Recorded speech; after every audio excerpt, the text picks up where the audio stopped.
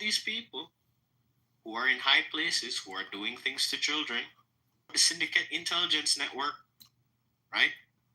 The information was fed to us publicly in an open source manner, for public purposes, so that so that there could actually be a civilian resistance.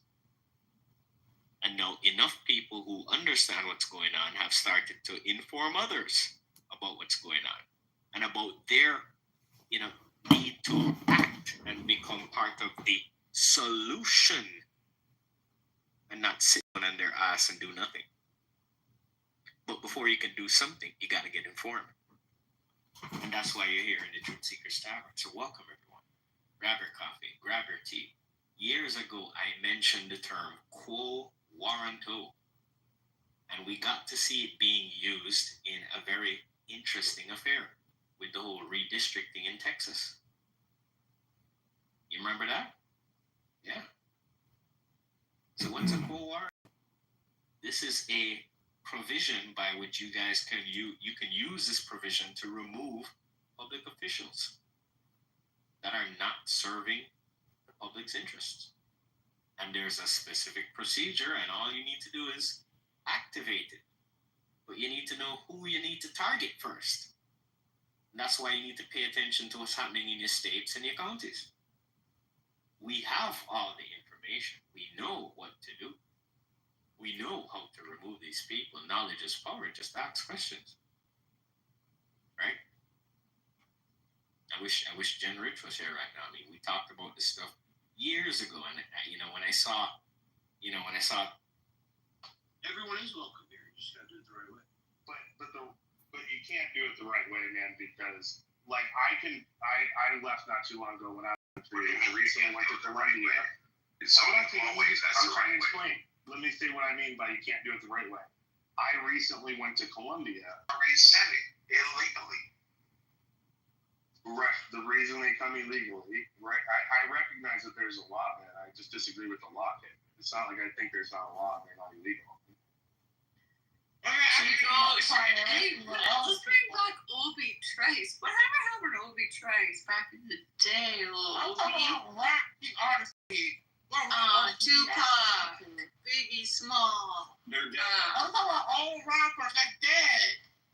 I'm talking about today's music. Okay.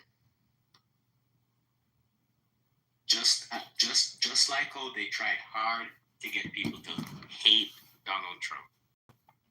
They tried hard to convince people that QAnon is a cult. Yeah. Same people pushing the narratives. Pay attention. Stupid. And this is what discernment is about. They thought they queued on it. So, they didn't know it was a lot of time I come in and I get flack for the Q stuff. I just like, because this is like, people who don't know, they don't know. It's not their time. They're not ready to know. So, force it on them. Right? But I'm definitely not going to let anybody come in and just make some brash statements that are way off base. If you don't agree with it, yeah, that's one thing. That's fine. You haven't seen it, no problem. Maybe you should take a look at it. Right? There's some interesting information there. Right? I mean, you go to those boards and you type in key phrases like Clinton. The amount of information that pops up. Yeah. Well, the Clinton body count is definitely something the public is aware of. The Clinton email scandal is now coming back into the forefront. I have no idea what's going to come next. I can't even guess what they're going to declassify next, because that they basically, and by they I mean the deep state within the intelligence community, former DNI and those people, right? And Brennan and Comey and these people, right? They basically tried to sabotage the relationship between Trump and Putin, U.S. and Russia. Sabotage diplomatic relations. Like, there's freaking emails that prove that these guys were spinning this nonsense and spinning this story. and she declassified bombshell stuff right before Trump goes to Alaska. Timing is everything, right? So it's crazy. Researcher, what?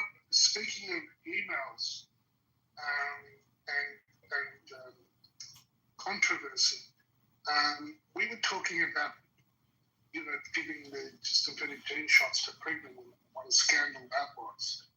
Well, there was a character You got a lot of streams going. called Dr. Tom Shimbakuru, who led the vaccine safety data link for the CDC. And he was behind some of the papers that purported that, this is safe. We haven't studied it, but this is safe. Give it to any pregnant woman. And he's come under fire.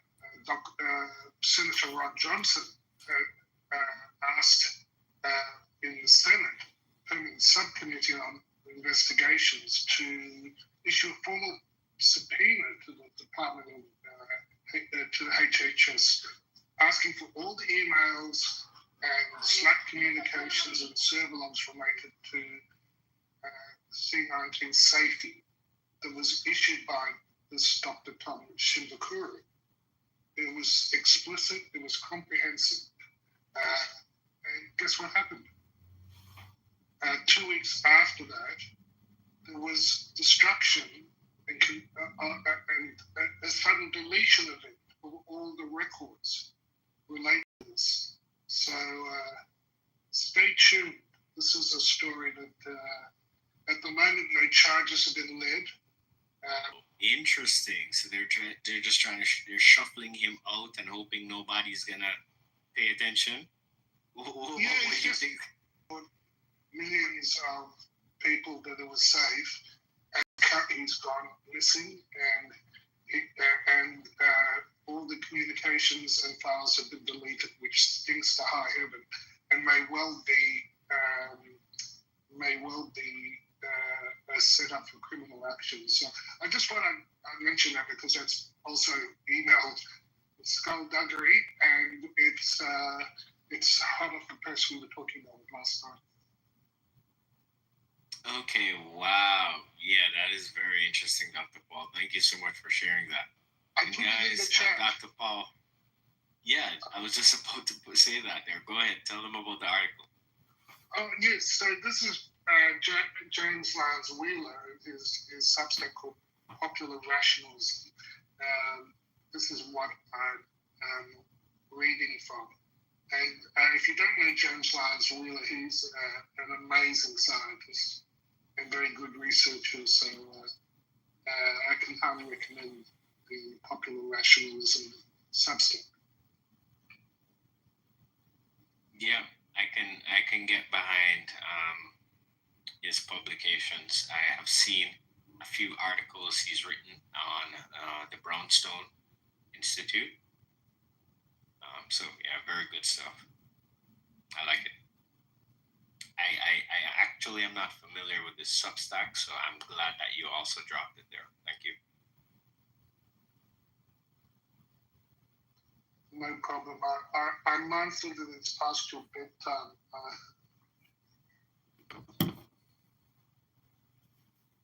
Yes, it is approaching my bedtime. It is 1:37 a.m. here in Kingston, Jamaica. Producer, we're going to need your streaming services for the next one.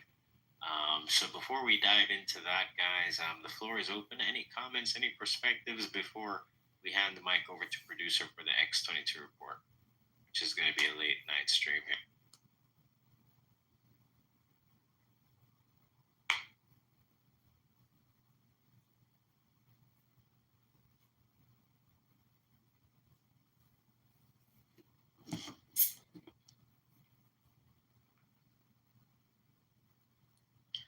Hi, it's Glenn.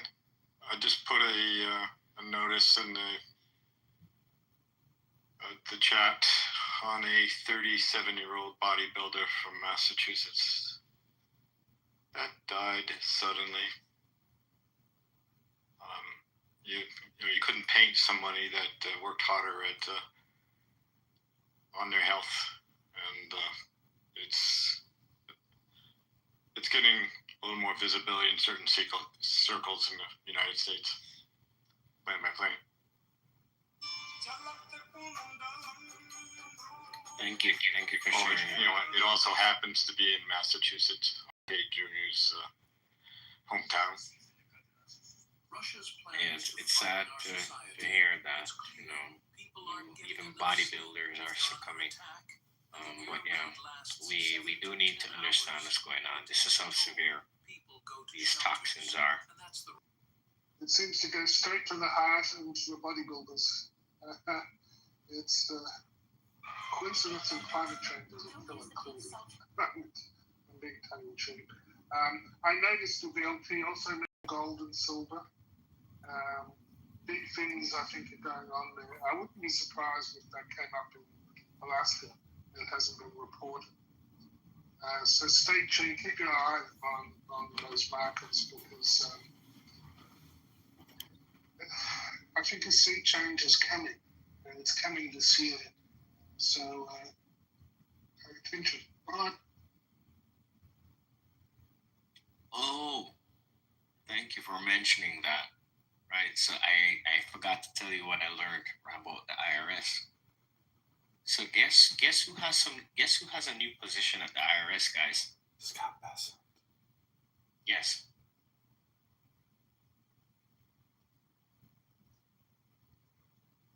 Nobody? Is it too open? Joe Biden. Oh, hell no.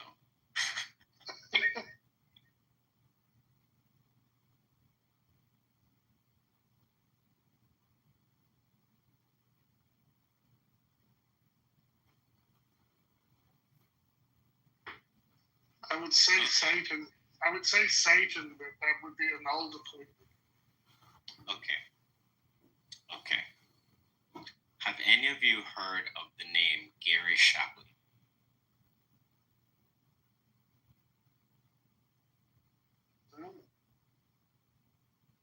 Gary Shapley?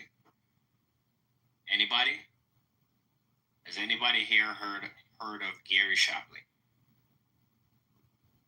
Okay, well, for those of you who don't know, Gary Shapley was an IRS whistleblower. And he is now the deputy chief for the IRS Criminal Investigations Unit.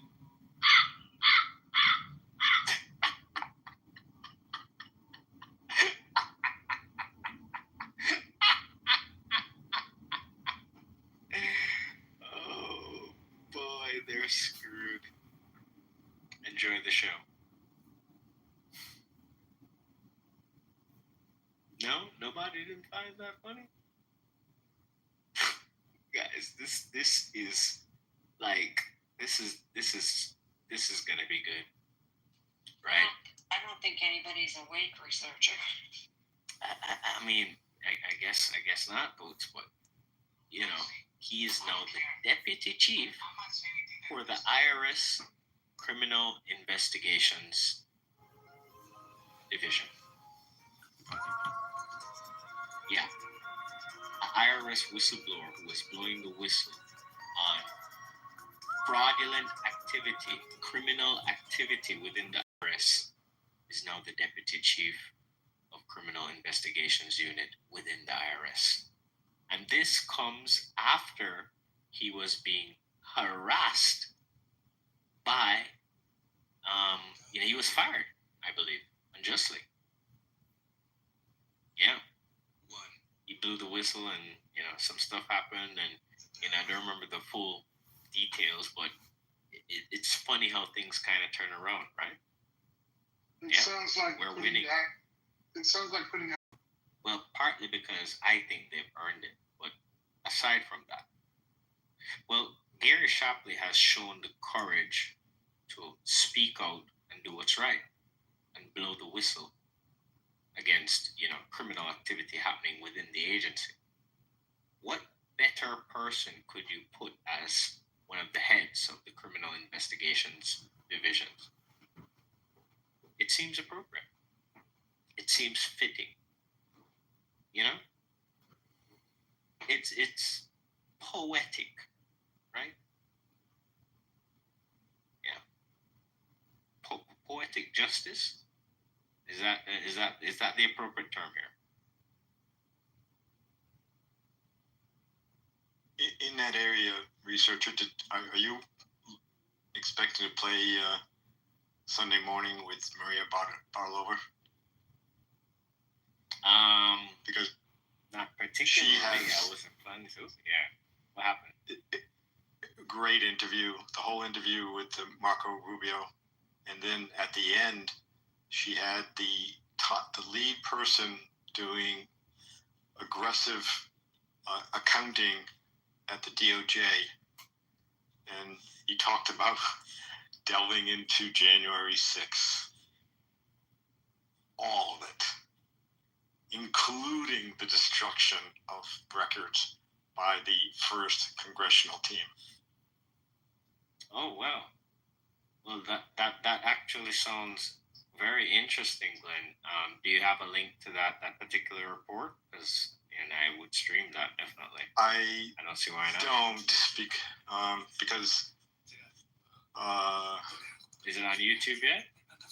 well, what happens generally is it's on YouTube, and it usually lasts for about a day, either on YouTube or on Rumble. That somebody puts it up and nobody bothers them, but because it's Fox, channel, it won't stay up for forever. I see it because it's part of my bundle, Fox News. So, and I DVR it all the time, so I can get it anytime I want. But the average person, like I say, either has to look for it under today's date in either Rumble or YouTube Is for it somebody like- that grabbed it. Is it like a Keeps 30 it up for minute about show? 1 to 2 days. Is it like I'll a go 30 look for it. minute show? I'll look for it too and bring it back if I find it. Okay. All right. Thank you. Well, I will set up I guess a few short streams after the X-22 report, but for now we're gonna start the report. Before we do that, is there anyone who would like to chime in? Let's call.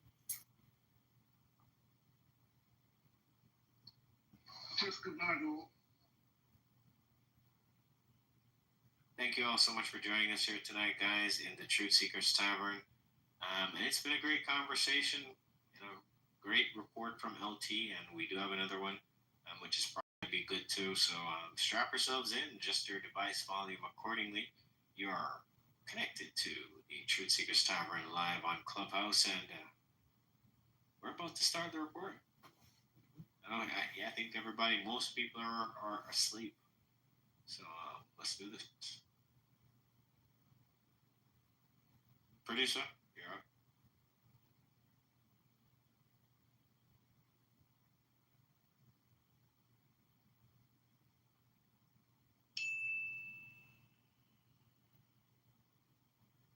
You want answers? I think I'm entitled. You want answers? I want the truth. You can't handle the truth.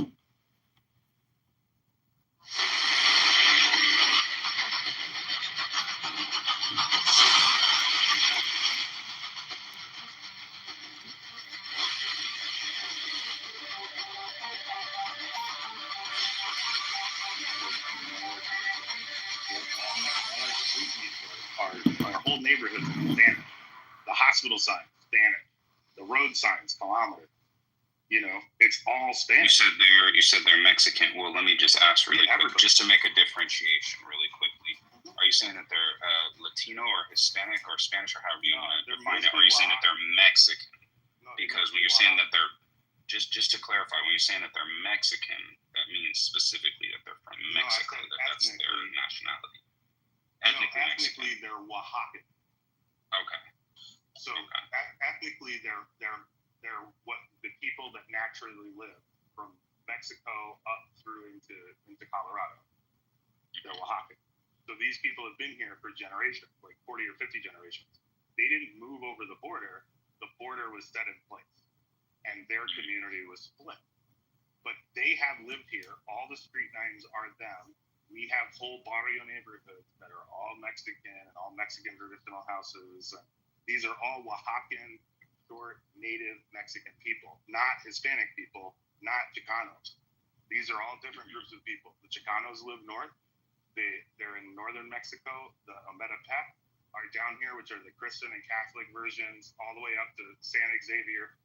Most of the native people here are, they're native to Mexico and America. Like the people who live on the Indian reservation. Should there be any level of filtration? Like, have you ever heard the phrase "an ounce of prevention's worth a pound of cure"? Well, right, man, but this is like you have to understand that when you're in this area and you drive from, say, Tucson into Nogales to Mexico, there's no change in the people and the diaspora. Yeah, it sounds like we're a pretty accommodating country. No, I mean, it's not that we're accommodating because the changes in the structure of government. Cities in Mexico? Are there what? Are there any predominantly American citizen like you said? The Phoenix and Tucson area is predominantly Mexican. Are there any predominant American cities in Mexico? Yeah, the coast south of Rock Beach, which is I forget the Mexican the Spanish name for it. It's Guajero. I want to say it's Guajero. You're saying there's a higher But population of Americans in there than Mexicans? 100%. Americans and Europeans. I'm sorry. Could you tell me what's it called again? It's south of Rock Beach, so it's like 45 minutes, maybe. Oh, no shit. It's not Spanish. No shit, I didn't know that. And you can't really own property. You have to buy property outright. You can't get a mortgage, so you can really only buy those properties if you have the money to buy, like the cash to buy them, which most Mexicans don't. But like to E's point, you would agree that we shouldn't wait for like you said in Colorado where they take over we shouldn't wait for them to take it over for us to be like, oh shit, it's a problem. Like it'd be good for us to kind of be ahead of that. Like I would assume you'd agree with that. Well, I mean, the problem is that those Venezuelans came in without ID. So I'm saying if you have everybody that's coming in and you give them the ability to come here and work, and you just have to show up and get an ID and get your fingerprints and go through the process, right? That stops that person from having multiple identities and living a criminal lifestyle. I think people are incentivized to live a criminal lifestyle when they have trauma and all these things in their life because I'm a determinist. So if you take the deterministic route and you say, oh, if we give these people good societies to live in, if we do the broken window policing from like a maintenance perspective where the neighborhoods are good, the neighborhoods are policed, there's cameras at the corner, i.e. Seoul, Korea, right? If we build that society, then the people coming in isn't the problem because the 1 or 2% of people that, are criminalistic will be monitored and rounded up and arrested and go into that system. And in that system, they will be a profit mechanism for the country. It's an interesting thought.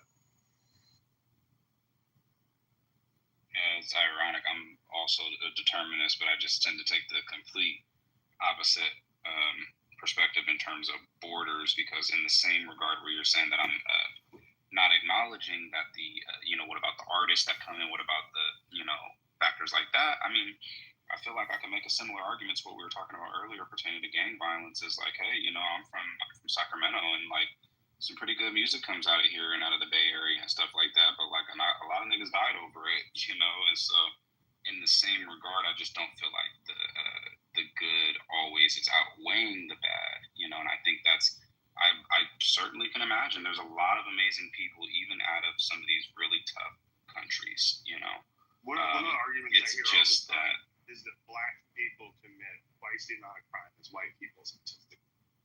Like that the gang violence in Chicago outweighs, like you have a poor neighborhood in Alabama that's full of white people, and for some reason, all the violence is in Chicago.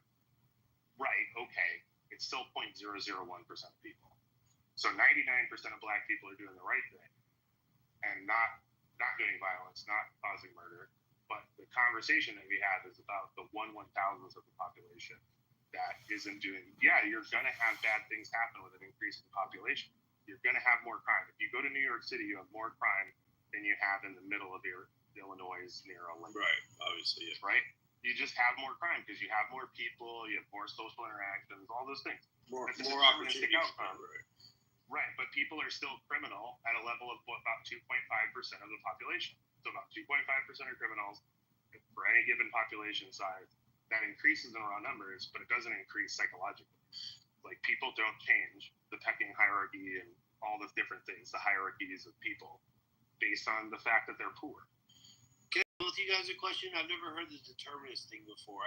Can you guys explain what that is? And both of you, where's that gray area where you guys are both determinists? I want to say that wrong. You guys are both. The book Behave. It's talking about endocrinology. I am frozen. Nurture, right? Like, Kind of have to. Well, philosophically, I'm glad you quoted Robert Sapolsky. Robert Sapolsky is probably my favorite neurobiologist / primatologist / endocrinologist. Yeah, exactly. He's absolutely a genius.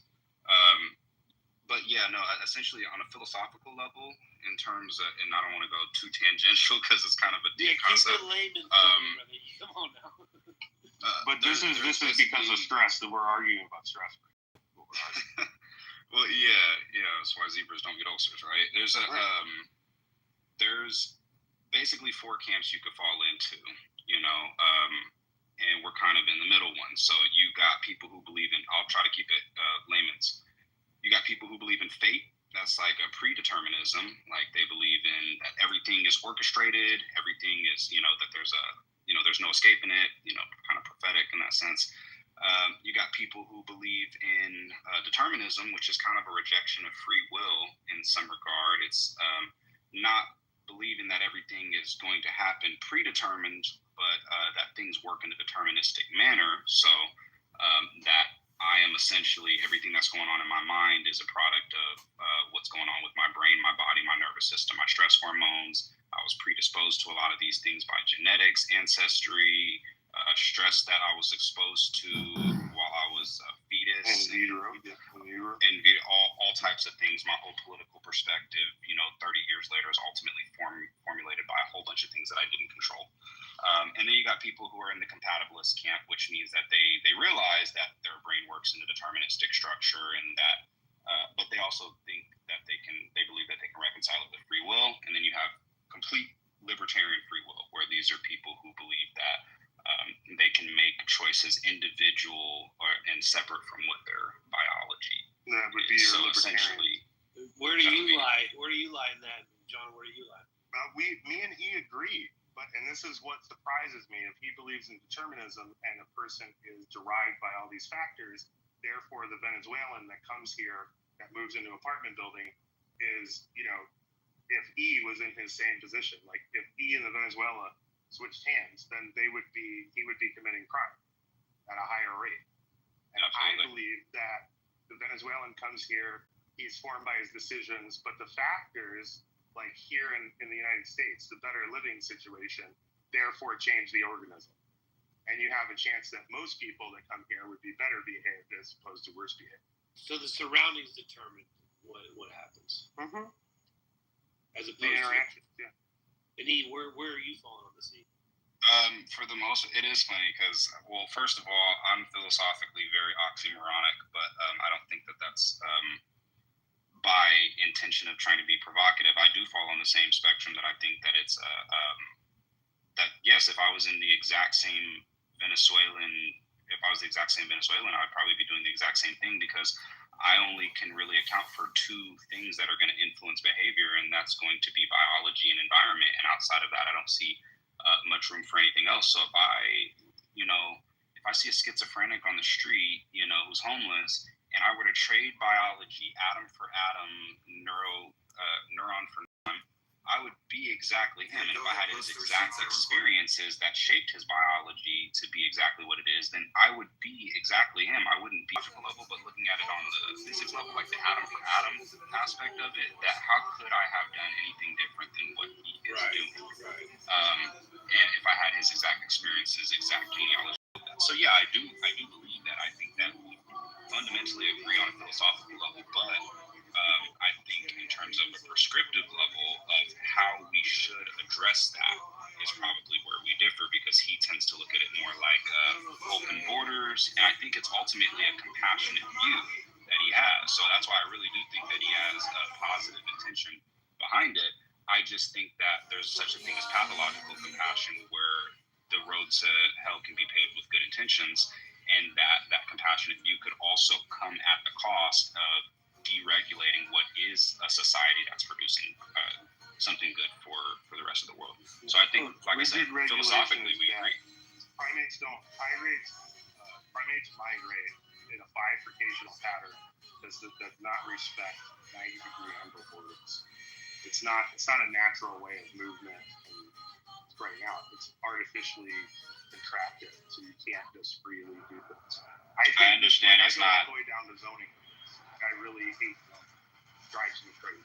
I understand it's not natural, but neither is capitalism, and so I think that it does fall into the genetic fallacy concept that just because it's natural or not natural doesn't necessarily mean that it is the right way or wrong way or effective way of having governed, how we govern a society. In my anthropology past, I apologize for not knowing the term, but there's different types of animals that operate. They're all mammals, but they operate differently in how they stage their young. So their young, for some animal groups, stays with the mother stays at home.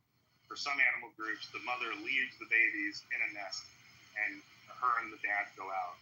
And in some parent groups, the dad leaves, and the mom leaves the nest and search of berries, and the dad leaves in search of meat or whatever. So all these groups act differently and do different things that support, but they're all still mammals and very closely related, like wolves and any mammal that's kind of at the edge where they have an impenetrable thought. You know what I'm saying? So lemurs, that kind of thing. This is the same way human groups work, and to crush that down is like you're really fucking with evolution here, and I think it's a really bad thing to do because of all the things Sapolsky mentions with stress, right? When you have these criminal groups, why are they criminals? Because of stress. There is not a change in hierarchy. There is a change in endocrine. There's an endocrine change that ups the amperage, right? Like adrenaline does not change your behavior on who you think you can beat in the hierarchy. What it does is give you a temporary, it does what you would normally do. So if you're going to run, you're going to run. If you're going to fight, you're going to fight. But it doesn't change your behavior, the hormone. Yeah, I understand. Actually, I want to let Mike Allen, I want to hear what you're hearing. I'm actually enjoying listening to you guys. I've never actually heard this stuff before. Does choice factor into this all, or is it all about environment and stuff like that, or like can just a bad person be a bad person regardless of their environment? They're just a bad person. So it's not fun to think about, and if you don't like it, I would recommend not thinking because because you don't always come to a conclusion you're going to like with these types of conversations, whether it's true or not. Like, I don't particularly like that I fall in the determinist camp. But it's very difficult, hold it down for like 30 seconds until you start feeling like you're making your own choices again, So it's only a philosophical point that we can do. You can't really, and that's because agency is such a fundamental pillar of mental health. That's the point. That's the point. Read a book. Yeah, essentially. But you know what? I don't think so anymore. I think that humans are a far more evolved species. I think that 1% genetic differences can make a very big difference, and our neocortex is significantly larger than over the last 7 million years than the species that we evolved from. So how the Pareto distribution would be relevant to the rate of evolution over the last 7 million years compared to the last 4 billion. I've been thinking about that when doing a lot of analysis on the Pareto principle we've made more significant advances in the last 7 million years than the prior 4 billion. Right, in terms of how much that differentiates is the population group. Yeah, but I'm just saying, like, we don't just have consciousness. We don't just have awareness anymore. We have awareness of our awareness, and we sit and contemplate our awareness, and we think about things like life and death and morality and all types of things that other animals don't even contemplate. I think lemurs think of that. Yeah, but not the way we do. Not the way we do. There's no determinism. I think that's tool development, though. If if you have before tool development and the hierarchy of needs, we don't have the ability to think those things because we're in constant survival mode and really high levels of stress. And as that stress changes, it allows brain formation, neurological formation, those different, thought processes. And, you didn't know what you didn't know because it wasn't available knowledge. Nothing's created. That's why AI thinks like a person. But that's my point, is that there's yes, animals do exhibit a form of morality. That's demonstrated by the way that chimps organize themselves, dogs. Dolphins, they don't have cities, essentially. But we don't know what their neurological formation is. We do know what that's the thing, though. We can actually study what their neurology is, and we can study their patterns of communication. Like, it's just like when people say, like, a dog is barking and it's really its own language and we don't know what they're really saying. Okay, no, yes, we actually. That's not a language because it's not how a language functions. We can measure their brain activity and see that they're not saying specific dog words, that bark can only mean a couple of things. It could be distress, it could be affection, it could be a combination of emotions out there. But we know that it's not a language like Hindi or Chinese or English or something like that. So we know that ultimately the level of brain activity and complexity of thought is nowhere near the level of a human. And what is the number one thing that separates us as humans? So I don't think this is settled science. Dolphins don't study and fight him anymore. You said what? Oh, yeah. If you're gonna bring John up, bring him up because I can't give out any more advice to him. Because of the increase in size, which leads to some members of the group being able to focus on intellectual tasks, and some members of the group only to be focusing on hunting. And the group starts to bifurcate like that within the social system, where the people who are good at hunting go hunt, and the people who are good at thinking think and make tools, and that person keeps going. And it's just the primates are we're a split off from primate, so we are that evolutionary track, and caused by socialization. More of our groups are getting closer. The closer you get, you can't be fighting all the time. So the people they pick to reproduce with were more social animals, and millions of years of picking the most social animal, you get speech. So where's the term? I don't want to say it wrong. Deterministic theory come into what you just explained? Like, some people do this, some people do that, some people do this. Well, essentially that there's really no species that has free will. I mean, like, don't get me wrong. There's all types of arguments that you can make for free will, and there's better ones than others. But I find it really difficult, like exceptionally difficult, to make what is the intuitive argument for free will, because it feels very intuitive that we have free will. Because, hey, look, I can choose red or green if I want. Oh, look, see, I thought I was going to choose red, but I can choose green, right? But fundamentally, there's some biological process that I have to account for that made me even have the curiosity to contemplate it in the first place. Like, then I'm measuring my personality and looking like, okay, well, my personality temperament leans more toward openness to experience, and that's not something I chose. That was influenced by my genealogy and my ancestry. And if I like music, it's like, okay, well, I choose to listen to this music. But then again, if 500 years ago your ancestors were nomads who participated in particular types of rituals, that makes your genealogy more predisposed toward liking certain music, being susceptible to enjoying dancing, and that shaped your preferences over the last 500 years. Like, pretty much every single decision and thought and neuron you have can be accounted for by some prior cause to it, and can be explained no matter how complex that explanation is, because, well, we have trillions of neurons, billions of neurons, trillions of synapses. There's so much complexity, but just because it's infinitely complex, or not infinitely, but immensely complex, it doesn't mean that complexity can't be accounted for. It just means that it's difficult to be accounted for, not having a reason why. It's kind of it puts a different perspective on everything happens for a reason. When people say everything happens for a reason, they usually mean it fatalistically. When they say, like, everything happens because it was meant to happen, because, like, some type of prophecy or some type of reason of the future, as opposed to everything happening, everything that's going on right now happened because of a prior cause. Something led to it happening. And that's basically determinism in a nutshell. Everything happens for a reason. Like trying to put meaning to something that we really can't. have meaning for, so to speak. We're just trying to apply a meaning to it. Like, this is what. Yeah, it's not. That's why I say it's not nice to think about very much. Yeah, this is heavy shit, bro. You guys smoke mad butt, bro. This is heavy. This is fucking heavy shit right now.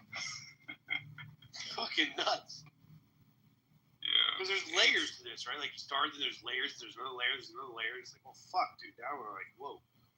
I've never even heard of this shit. Not really, man. This is mostly like thinking about evolutionary biology. I don't have all the answers to evolution, but this is just thinking about evolutionary biology and how like this is what leads to like artificial intelligence.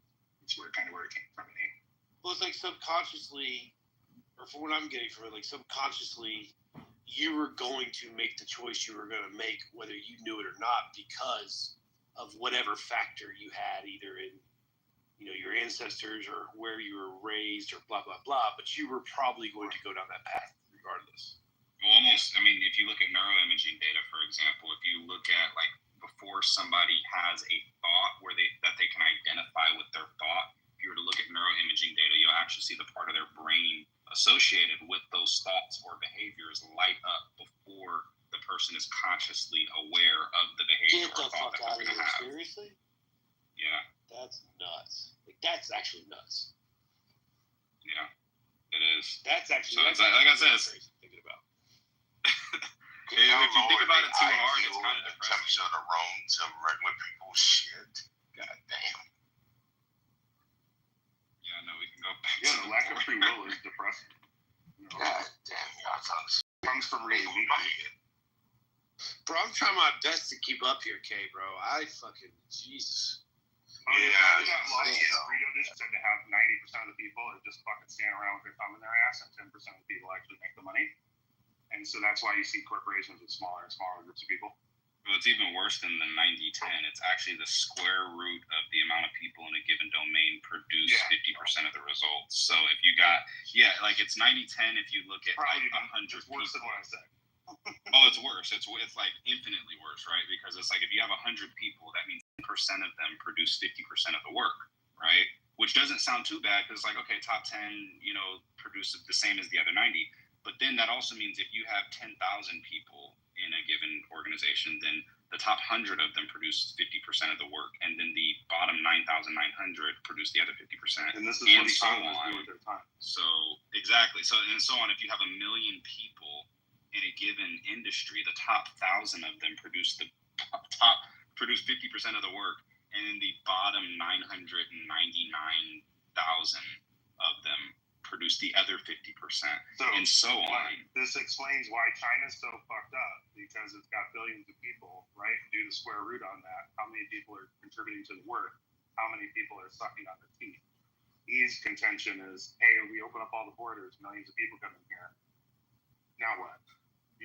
Now 4 of us are fucking supporting 300. Yeah, you're right, man. You're right. You guys suck. This is tough shit to swallow, bro. This is tough shit to swallow. It's like, what the fuck want to do square roots right This now? is tough shit to swallow. Peace coast. I want to do this shit. Okay. That's why we have spreadsheets and GPT. Just ask Claude. You a nerd. Dude said China's got billions of people take the square root of that. What the fuck? Well, there's a distribution of intelligence too, right? So you know what, if John? you have large people, you also have higher amounts of really smart people to solve problems. Yeah, and John, I tell you what, I blanked out probably about an hour and a half ago. That's why you didn't hear me say anything. Motherfucker, I gotta go do some operations in the morning. I ain't got time for this shit. Well, funny thing is, Kay, you have no choice whether you want to do the operations or not, brother. You're gonna do it. It's predetermined to do that. Yes. Yeah, it's Mike, you want to? That's true. You're good people, E. I like you, E. You're good. Mike, look up PV. Yeah, cool, but it's like I don't think that hard no more. PVNP is a math problem. It's PVNP completeness. It's talking about so how you can figure out how, like, if a process will end in a certain way, right? And this is just as true for organic processes as it is for electromechanical.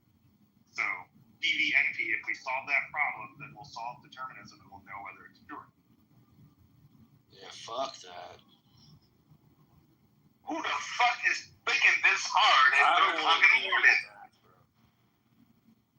God damn, that's not. These are old problems, man. These are just this is old shit.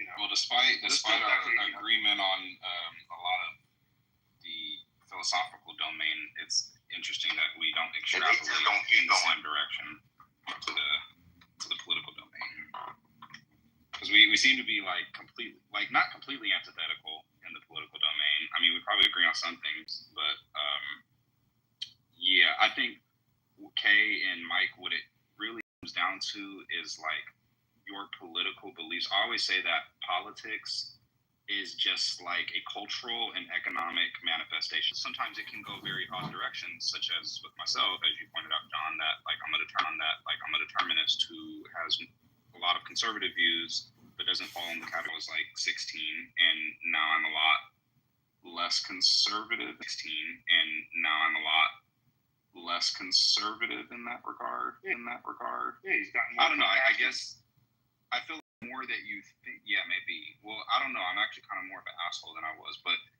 you know, I think that the more that you think about the issues and particularly attempt to agree with the side, like agree with what's counterintuitive. So whatever you think, whatever your perspective is, the strong. And this is kind of what Mike, you were differing on earlier.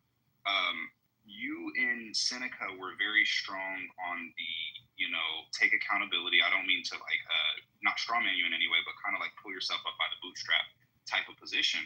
And to be honest, I generally lean a little bit more toward that side of the argument, but I think that you have to be really careful and precise with how you formulate that argument. So I think the problem with where I agreed with some of the stuff Seneca was saying, there's other problems that I disagreed with what he was saying. We were forgetting about the determining factors that lead. Well, I think. I'm just trying to say, right? Yeah. Well, I think when I looked at Seneca, what he had was like, first of all, he's fed up. He's fed up, and from his perspective, with black people who don't take accountability in their life. He's fed up with the guy who walks into the store and steals some shit, gets caught, and then it's like, oh, it's because I'm black, right? Yeah, okay. People like that are really bad representation of the black community. And I think he's seen a lot of that. And I think actually what it really is at the core of his belief is he's found a very empowering message for himself, which is that, hey, it's not the white man's fault. They're not holding me back. I actually can take accountability for things. I can change my life. I have the ultimate authority and power over my life. America, we're not dealing with these same things we were dealing with before 1865. I think that he has a very empowering message, but I think that the way that he's taken that empowerment is, one, he's using it very condescendingly toward other black people, and also he's being overly general when he says the term black people, that black people need to learn to do this, and this. When you make a statement like black people need to learn to do this, and this, it's never going to be perceived well. It's not going to be persuasive for people who have the counter argument. I think that what happens is that it's just the same concept as a Candace Owens complex, where you had somebody who had this liberal mindset at one point and had these beliefs like, oh my God, that we're being oppressed, these things, and then they had a wake up call like, hey, actually, I have way more power. But then now you've literally swung the same way the pendulum has just swung to the other side. So now you're just going into all these right beliefs, and now you're not accounting for how you felt prior, which was that there actually is some oppression. There actually is racism. There actually is things that go on. And I think it's really difficult to find a balanced view, because what you have on the left is you have a bunch of liberals who are complaining about the white man and how, everybody's a balanced point of view. The only thing I felt like he was synthesizing a balanced point of view into what he was saying. And that's why I didn't fully disagree with everything he was saying. I did very much so disagree with the way he was expressing it. Yeah, it's not absolute. It should be applied that way. Sorry, go ahead, Kenny. Go back. No, I came in at the tail end and he didn't even speak. That's why I want to get that conversation going, because and why I wanted to shut down the room, I said, well, we just roll it over here, because I wanted to learn more of that conversation. From what I got from it, I mean, and I think you're saying like it's not an absolute thing and it shouldn't be applied that way, which I actually agree with. And I think what I thought was off a little bit about what Seneca was saying was that like he for lack of a better term, he was basically saying they bring it on themselves, and I thought that was kind of a weird way to look at it. You know what I mean? Yeah, he was saying you reap what you sow. Yeah, right. There's aspects of it where it's like, okay, this is what isn't properly accounted for.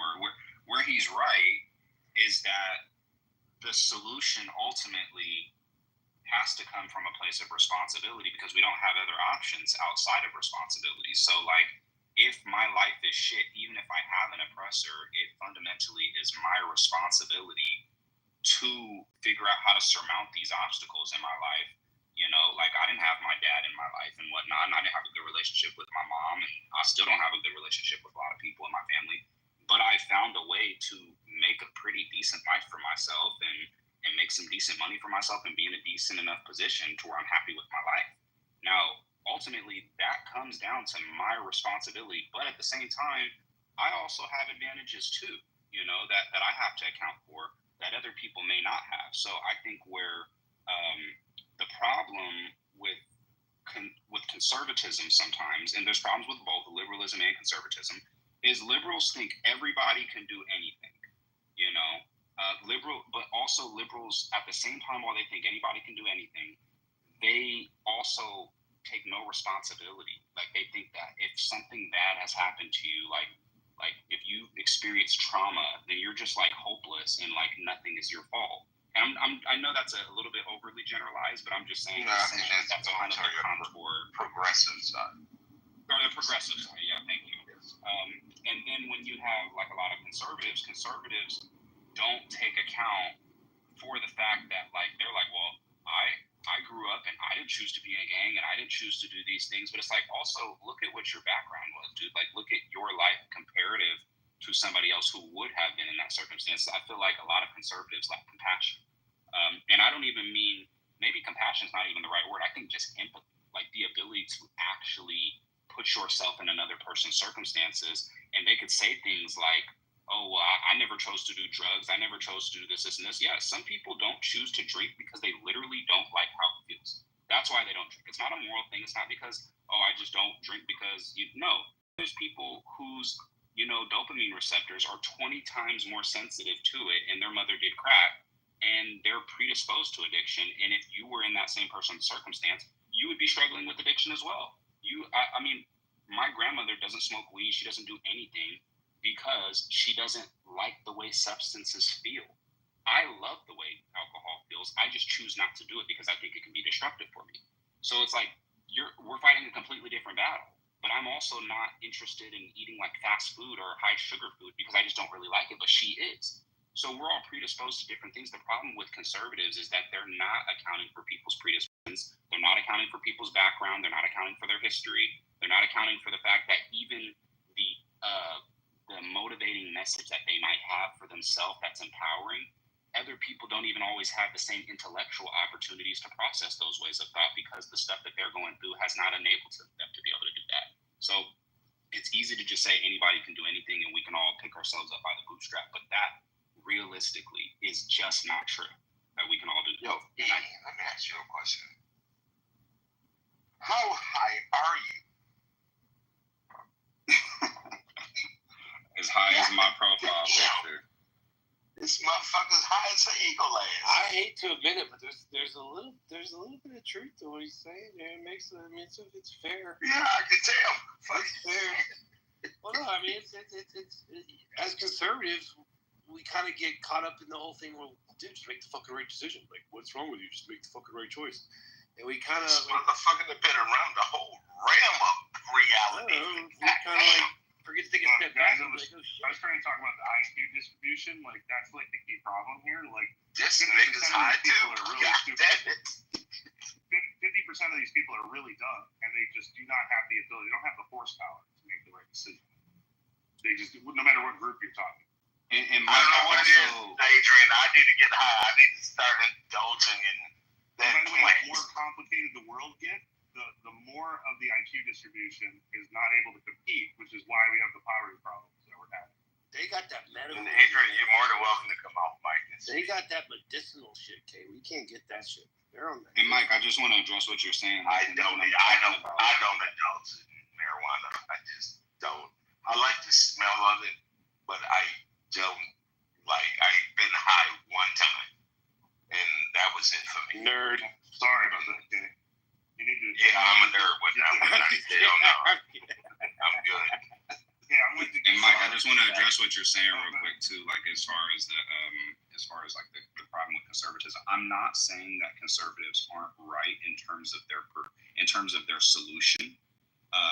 Their solution is actually 100% correct, because there's two primary pillars of mental health, and they're agency and gratitude. And when you look at, for example, something like appreciation, it actually is a fundamental pillar of your life, of your mental health. Appreciation, you have to look at it not just like love, being happy about the things that are in your life, but look at it like the opposite of depreciation. Look at it like in terms of economics. Appreciation is the psychological mechanism you use in order to preserve the positive things that are in your life. So you need that preservation, and then you need that sense of agency to feel like you're able to make decisions in your life. These are the two primary pillars of mental health. So conservatives have got that down.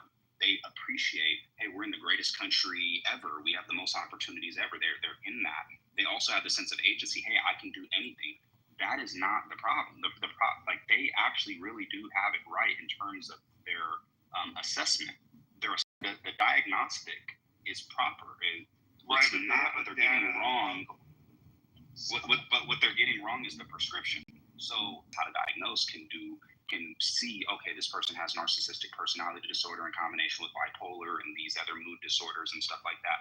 But a diagnostician is not really going to do either one. Diagnostician is just somebody who's capable of assessing the problems without treating them or prescribing it. Crazy ass. That's all we Right. Not crazy ass.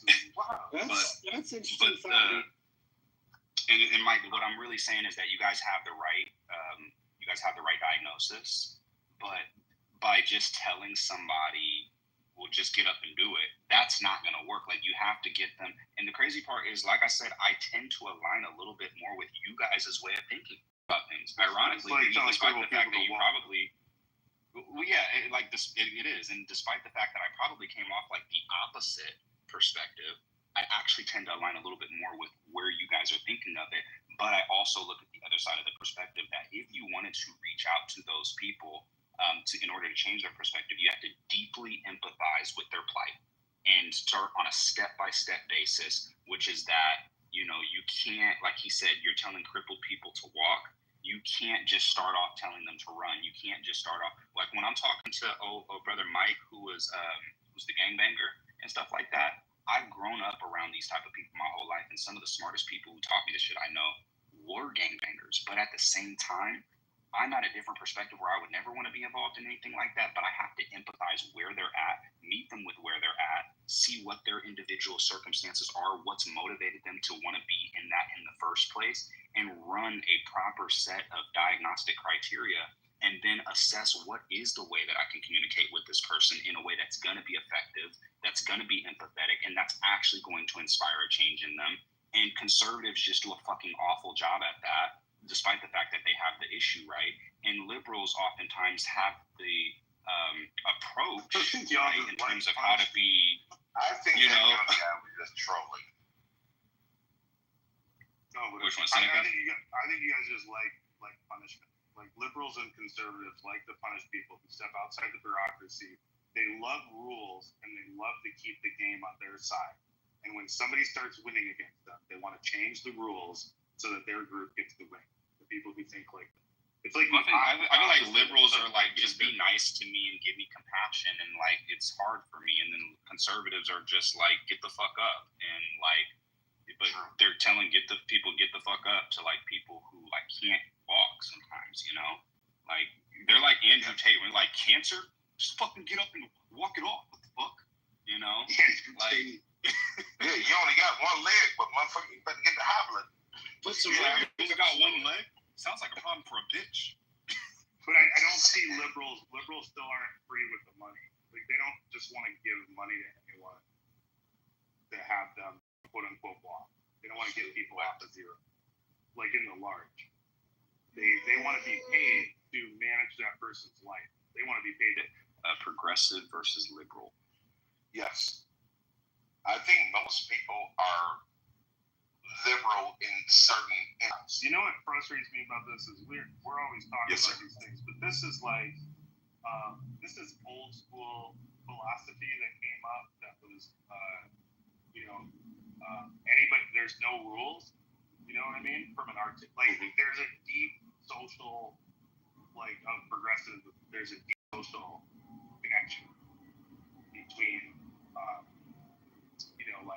postmodern philosophy and literature and thought and the Michel Foucault's of the world, and then that kind of spawns progressive. You know what I mean? Do you guys think that progressives have to be liberal? Yeah. Your viewpoints are generally liberal, and then you're also about control, right? You end up in the top left group now in the political balance. And that's why you can see your liberals, the old school liberals, are more right to center right, I should say, now. Because I was a die-hard liberal. Yeah, just to make another point about like the fundamental problem between conservatives, because there's a lot of aspects of it, and a lot of them come down to personality. But another thing that is problematic, they all tend to have the exact opposite problem, and it's not even surprising because they're opposites, is that liberals are way too flexible. Like that's the purpose of liberalism, is to you want to stand on the shoulders of giants, and you don't want to be radical iconoclasts, but you don't at the same time, you don't want to be radical iconoclasts and just, tear everything down. But at the same time, while you're preserving that tradition, you want to be susceptible to software updates that are useful, so we're not just keeping the same old software. So the conservatives have that right, in the sense that Terrence McKenna, I haven't heard of Terrence McKenna. But I know maybe I should look into it. No, I'm sending it to you right now. Give me a minute. Go ahead. I'm sorry for doing that. But the problem with conservatism in that sense is that, yes, they can be, a bit too rigid because they see the value in the tradition. They realize that, like what people have said, like Douglas Murray said, he said, these are people who think that they're smarter than all of their ancestors and haven't even bothered to read their ancestors, and the conservatives are the ones who realize that like, hey, tradition has value, and there's people who come before us who are way smarter, but they're not always, they get rigid with that, and they're not susceptible to update, and so they can get stuck in that ideology. But the looking left is the exact opposite. They're always so willing to try something new and be so flexible and not set boundaries properly, to where they're willing to say, hey, yeah, let's let men participate in women's sports and have all types of crazy ideologies. So do you see that? So like, the women of Sparta stories, right? The women of Sparta are like the greatest athletes, yada, all that. I don't know about the greatest athletes. So late in Spartan history, the women were considered tougher than any man in any country other than Sparta. I don't know that that's true, and we didn't have a way of properly assessing that the way that we do now. Right. Yeah, but the Spartans got their ass whooped by a bunch of gay guys. Well, I mean, yeah, John, like women, like a woman just socialize that. Like, well, not also, but it's not just humans. It is in our. Yeah, but that's the anomaly. Zoology now. Because, but what's that anomaly based on? It's based on their genetics. And how were their genetics selected? They were selected in Norway. No, that's not true. It's not based on their genetics. And the reason that it's not based on their genetics is because if you have women who are conditioned to be larger based on what their genetics are, then the men will also proportionally be larger than that demographic of women as well. So if you have, for example, Samoans who tend to be bigger, have larger features, yes, the women will be larger than some men. If you look at like Korean men, for example, or Filipino men, but that's comparing apples to oranges, because you're comparing Samoan women to Korean men, Samoan women to Samoan men who are going to be way larger than the Samoan women and the Korean men and women. So you have to compare it to its proper counterpart with Okay, where are we going with this conversation? It's like because what he's essentially saying is that, I mean, I'm saying that I don't think men should be able to participate in women's sports, and that the left has lost their fucking mind with all the transgenderism shit. But I imagine that he might be a little bit more sympathetic to those. I'm not even sympathetic to it. I'm just saying that if you, for generations, thousands of years, if you just let men and women play together, the women that get produced from that over time will be way tougher than they would have been otherwise. No, I don't think They so. might necessarily be tougher than the men in any given year, but over time, the women will be, like if you choose all the women who are more fit to have children with, and the women who are less fit are not, you will, get a genetic trait of women that are more fit. Yeah, this is what boggles me. It's just evolution of selecting for fitness. Like, this isn't Okay, weird. I'm lost. I want to hear Mike. What does this have to do? What does this have to do with men playing against women? What he's saying is he's trying to make an argument that men don't have an inherent advantage. He's trying to make a biological argument that men don't have an inherent advantage against women. But I'm saying that I think that's absolutely crazy. That's been disproven. That's bullshit argument there. I'm sorry. And what I'm saying is that men have denser bone structure, more muscular. We can dominate any female in any sport. You can have a high school boys team can outbeat anybody in the WNBA because we just better. You could take the same thing in soccer when the purple-haired girl was sitting there and on the flag. Yeah, that played for the U.S. soccer team when she disrespected the flag. Got their asses whooped by a collegiate team. Got their ass ran. Men are just better and dominant at sports than but he doesn't. No, they do, but they don't change over the course of short periods of time, like 100,000 years. When Nobody's have been suggesting things that. that are. I'm just saying that if you have women who are competing with men, the women that you produce on the outside of that, if they're socially selected, if you socially select all the women who are physically fit, who are larger people. But what I'm saying is that what you're saying is incredibly hypothetical, because what it would take, the level that it would take. Species socially select. I'm just saying that if you look at hyenas, the women who are larger, so there's no woman, there's no man. They're not women, they're female. Okay. There's no male hyena that can beat up a female hyena because they're just. Yeah, but that's the thing is we're not hyenas and we have billions of years of evolution. Selected differently. Correct. Right. So I'm saying if we. But even if we for the next 10,000 years, if we decided to socialize females differently to make them the dominant species, they still would not be able to dominate men because the level of how long it has taken for men to develop to be physically dominant to women is not something that's happened over the span of human lineage. It's something that's happened for millions of years because you look at chimpanzees, and the male chimpanzees are still dominant. Even 7 million years ago, we're still dominant to the females. We're not going to breed this out in another 100,000 years, or maybe probably not even another million years. Like you can take your gorilla, it's the same thing. Exactly. Female gorillas would never go up against a male gorilla because she knows she's going to be pulled apart. And I think it's more rational to conclude that instead of trying to shape evolution for the next 20, 30 million years to where females can compete with men, we should just establish that it is not fair for men to be able to compete in women's sports when you have someone who's a swimmer ranked 200 and something, and then now suddenly he's ranked 1 when he starts competing against women. I think that it's just better to separate them as opposed to let's wait 30 million years for us to be able to compete. Now put that Leah Thomas, well, you're speaking of Leah Thomas, put him against Michael Phelps and see what happens. No chance. He gets smoked. And the same with these. But you want to go sit here and beat up on women? That's bullshit.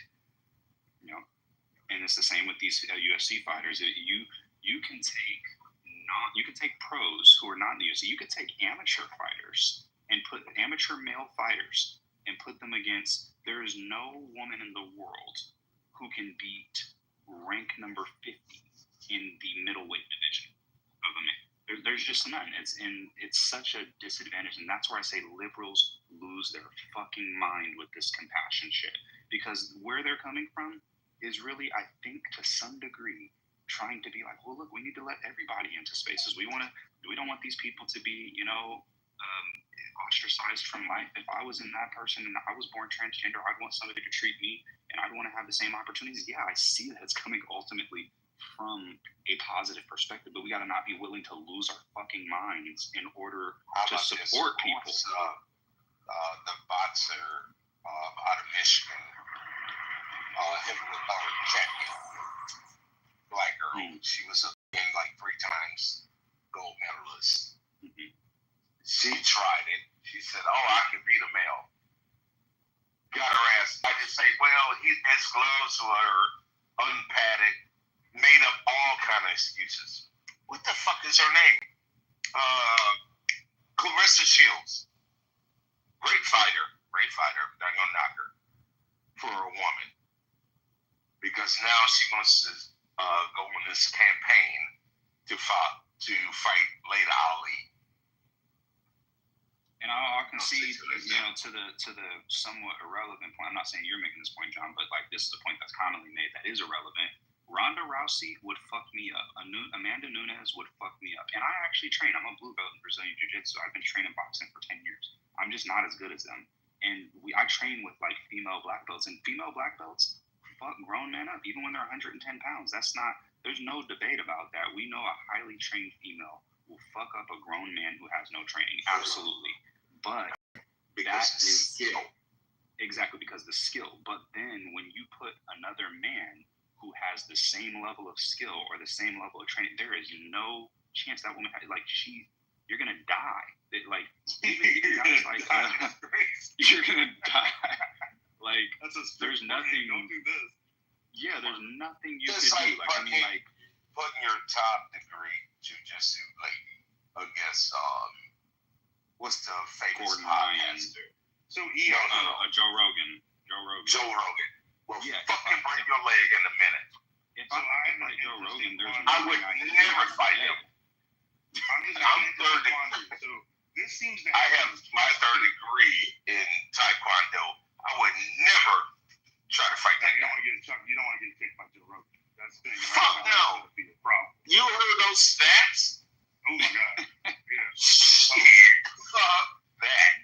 So this seems to be the same in chess, and I mean chess IQ. There's a lot of correlation here, right? Where men are just dominant in the field.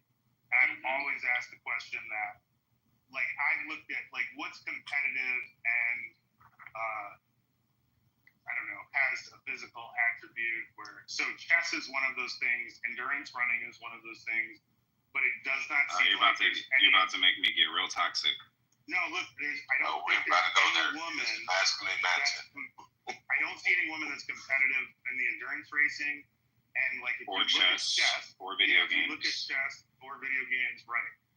Piloting, I mean anything that's kind of mental and physical. We just saw Formula One, IndyCar. You remember Danica Patrick, right? That was fucking. Yeah, couldn't win a fucking race at all.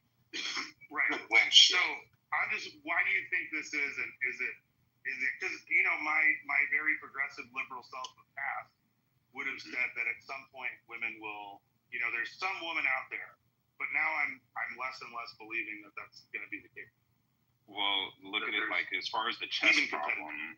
As far as the chess problem, we know why that is. And you were talking about IQ literature. So let me ask you, because I'm not sure how you've done a lot of research, but I've done a lot of research too, and very likely our research has also differed on. You probably know things I don't know. I probably know things you don't know, but I want to see if you know this. What is the differences in IQ between men and women? I think it's a standard deviation. No, it's virtually none. It's virtually identical in terms of their IQ differences, but there is a difference at the outsets of it. So in terms of average IQ, they're virtually identical. There's no reason it's average is because all the stupidest people in the world are men and all the smartest people in the world are also men. So when you're looking at the people who tend to developing any skills, they're all men. And then when you got people, the Bobby Fishers and the people with 180 IQs and 190, They're most of them virtually all men. tend to be men. They're virtually all men. So when you look at what does it take to be a Magnus Carlsen, there's no training to become a Magnus Carlsen. And KP, if you don't know Magnus Carlsen, best chess player who's ever lived, pretty much. Basically, there's no training to be a Magnus Carlsen. This is a superior, just like there's no training to be a Usain Bolt. You know, like you could train your whole fucking life. You're never going to be able to run like this man. He's just got freakish genetics, you know, similar to a John Jones guy who's just got So why isn't there freakish some genetics. women with freakish genetics? Like even Fogelson or whatever her name is, the German chess player, she's the best woman ever lived. I think she's 24, 2,500, something like that. She ain't even close to Magnus Carlsen. Yep. Like, it's Queen's so Gambit? far apart. Yeah, the girl who did the Queen's Gambit too. Yes. Like, she's also way far apart. She wouldn't be able to. Yeah, the level of Not even in the same ballpark. Yeah, it's No, insane. The greatest programmers that ever lived that are on the women's side, like Ada Lovelace, that the programming language is made out of, not even raise a candle to Not even in the What top was the chess player that ended up fleeing to Canada because of charges he was getting charged of? Huge in the 80s. Bobby Fischer? Yes. Yeah. Yes, Bobby yes. Fischer still wasn't as good as Magnus Carlsen. Yeah, he was really good, but Magnus Carlsen. And that what got me into playing chess. Even Hikaru is better than Bobby Fischer ever thought of. Oh yeah. Because of computers and all sorts of stuff, there's not even a comparison between people today and chess and people, you know. But that's where we go into the patriarchal domain, where I'm willing to slightly be misogynistic, but more so patriarchal than misogynistic, is that women can't compete with men in pretty much most competitive domains because they're not wired to be competitive. They're wired to be well, yes, they're wired to be social. They're wired to be connected. They're wired to be what's the word that I'm looking for that I can't think of? Nurturing is the opposite of competitive. Collaborative, you know, in that sense. So when you look at a male, what do you think? Protect and provide. When you look at a female, why does she have breasts in the first place? You know, it's to nurture her children. It's to be caring. So exactly, but that's the thing is they're not wired to be competitive. Just like we're not wired to be docile. That's why society doesn't reward us for being Look, docile. my wife is a very smart lady, but she doesn't have any interest in chess and or things. Like I like chess and cameras and engines and electric and all these things. She has zero fucking interest in that shit, bro. Biology, chemistry, like zero interest. Smart lady, works in medicine, has zero interest in doing medicine or learning about it on her time. Like it's just because it pays her bills. It's very utilitarian. So, but I would tell you, she's in medicine, right? Yeah, she went into nursing like most girls do, egalitarian. But if you notice, maybe her female friends that's in medicine as well, how they are trying to become so masculine. It's insane. She's not. But I get what you're saying, KP. You're saying you can't stand the fucking modern. This is why I don't like female rappers. I'm sorry. It's very rare that I can appreciate it because it's an imitation of trying to be a nigga, and you're not. And it's like it don't even sound right when they say certain stuff. Like they be like, yeah, and that nigga ate my ass, and I put it like, and it's just like, no, that's not. Or even hear young women say, "Suck my dick." It's like, oh my god. It's just like you're gonna be single for a long time, baby. You got another thing coming. It's like I'm damn near 50. I'm damn near 50 years old. I don't want to hear that shit. Bro, I really since I've become I'm the big 5-0 now, so I have in my old age, man, I can't listen to rap anymore, bro. I really haven't been able to listen to it since I was like 40 years old. Like 35, 40 years old, I've been done. I just can't. Yeah, I was done with the great era. We had Pac, you had Biggie, you had Nas, you You had some other people. Oh yeah, there were some good folks. That was a great era. Oh my god. Now you can go back to Houdini was one of the dopest groups. This new shit, like, what the fuck did you just say? I ain't gonna lie, there is certain motherfuckers that you can't knock Mac Dre, you can't knock E40, you can't knock Larry June if you know who Larry June. E40 is hilarious. Well, that's our age. They're all old school though. Yeah, they're in our age group. Yeah. Hey, but you know Larry June's a little bit older than me. Actually, let me ask you, John, how old do you think I am? 32. 32. I'm 25. 32. Yeah, I was pretty close. Yes, sir. But that's why I say, like, certain. Wait a minute, I'm old enough to be both of y'all daddies. I'm 50. What are we talking? Oh, not you. Yeah, I was born in 75. I'm an old father. Dusty, not I'm gonna say, KP, you was fucking real young, right? Yeah. I got 30-year-old children. Well, my eldest is 31. My oldest is 31. Yeah. What's up, Marcus? Sure, I got a 26-year-old, almost 30.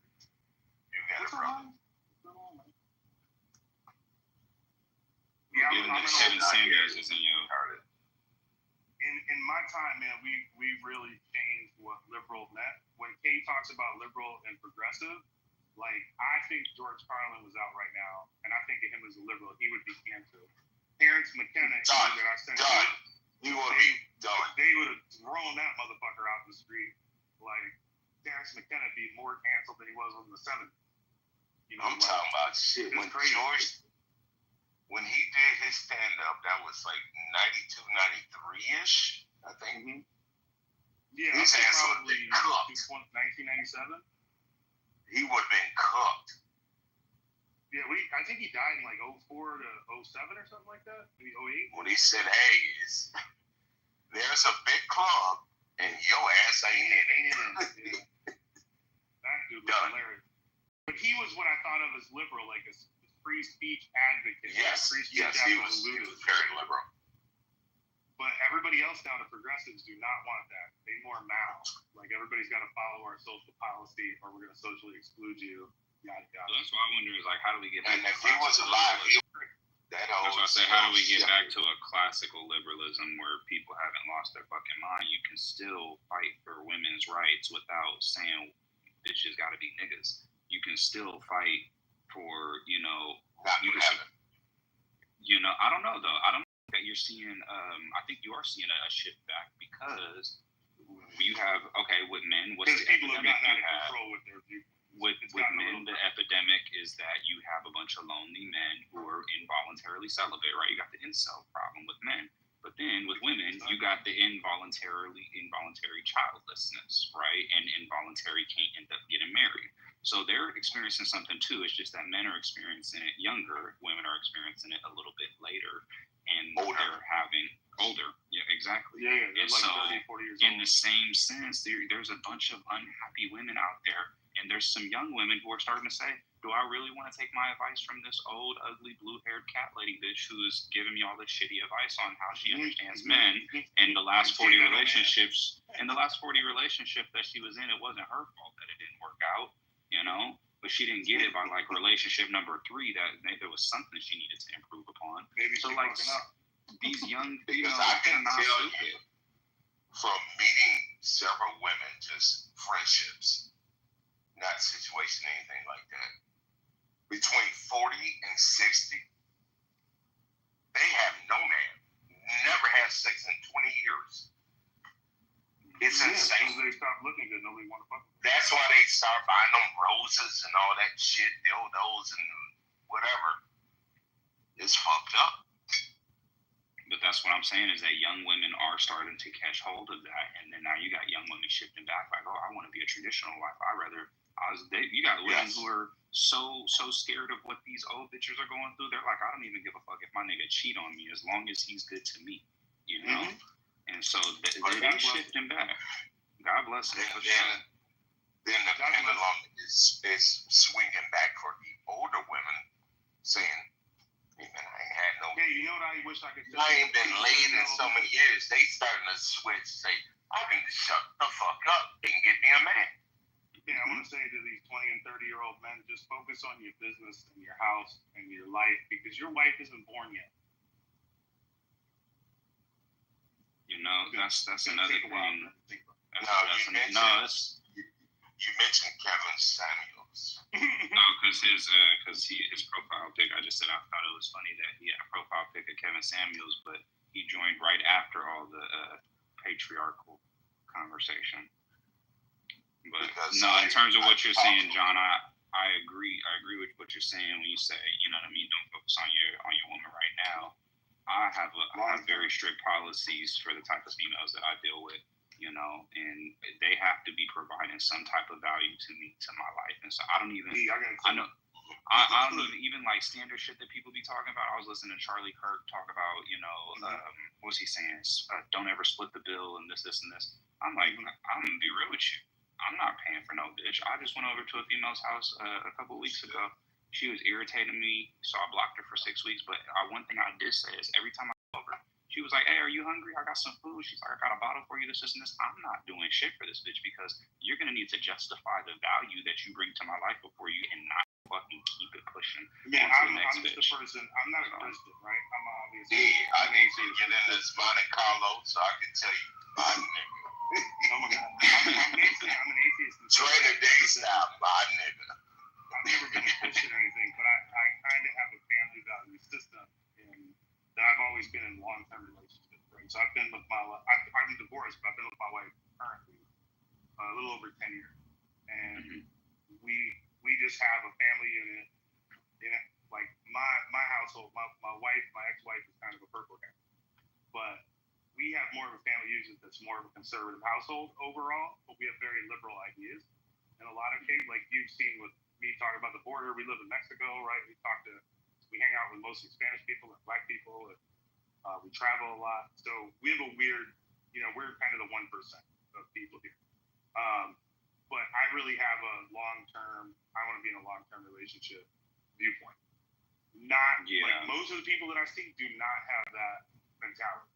I certainly don't. And I don't see how I could justify it possibly. And this is the thing. I was just talking to my boy yesterday when we was watching these fights. He said, because he's super Christian, and he was like, I don't see how, unless you were a Christian or unless you were somebody like me, how you could even justify monogamy for somebody like you. You know what I mean? And it's like, I don't see how. I'm not saying I would never, but like, god damn, this bitch better be like the Prince of Dubai or Princess of Dubai or some shit. You know what I'm saying? Like, you would have to really be some special type of, because outside of that, why is that a good offer? Even marriage, like the idea that I'm gonna split half my shit with somebody, you know, over like, no, we does a woman in place, man.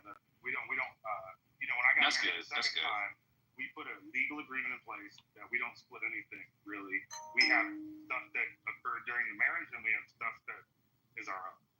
But I guess what does a woman offer to you in that regard that makes it worth considering her to that high of an esteem? She on my back. Like, give you for instance. Outside of pussy and companionship.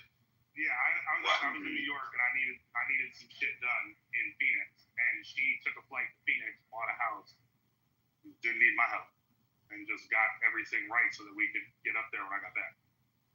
So that I could, you know, move the business forward up there. So then, what I would ask you though, you know, that's dope. And I can respect that she's of utility, and I don't mean that to be condescending in any way, right? But like my homie, for example, you know, he be taking. I don't even care. Hold on, brother.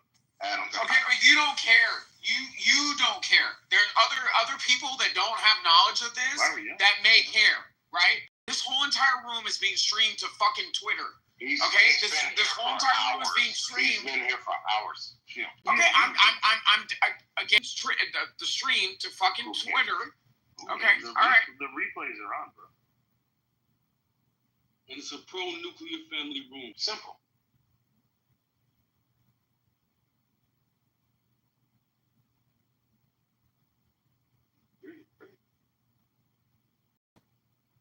Well, you gotta stop using weird, bro.